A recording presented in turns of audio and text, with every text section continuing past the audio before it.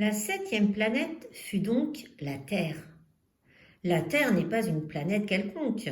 On y compte 111 rois, en n'oubliant pas bien sûr les rois nègres, 7000 géographes, 900 000 businessmen, 7 millions et demi d'ivrognes, 311 millions de vaniteux, c'est-à-dire environ 2 milliards de grandes personnes.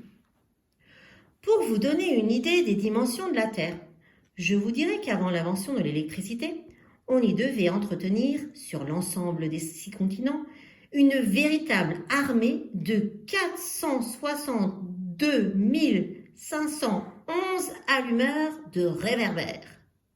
Vu d'un peu loin, ça faisait un effet splendide. Les mouvements de cette armée étaient réglés comme ceux d'un ballet d'opéra. D'abord venait le tour des allumeurs de réverbères de Nouvelle-Zélande et d'Australie. Puis, ceux-ci, ayant allumé leurs lampions, s'en allaient dormir. Alors entraient à leur tour dans la danse les allumeurs de réverbères de Chine et de Sibérie. Puis, eux aussi, s'escamotaient dans les coulisses. Alors venait le tour des allumeurs de réverbères de Russie et des Indes, puis de ceux d'Afrique et d'Europe, puis de ceux d'Amérique du Sud, puis de ceux d'Amérique du Nord.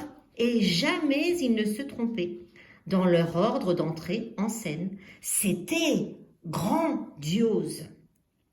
Seul l'allumeur de l'unique réverbère du pôle Nord et son confrère de l'unique réverbère du pôle Sud menaient des vies d'oisiveté et de nonchalance.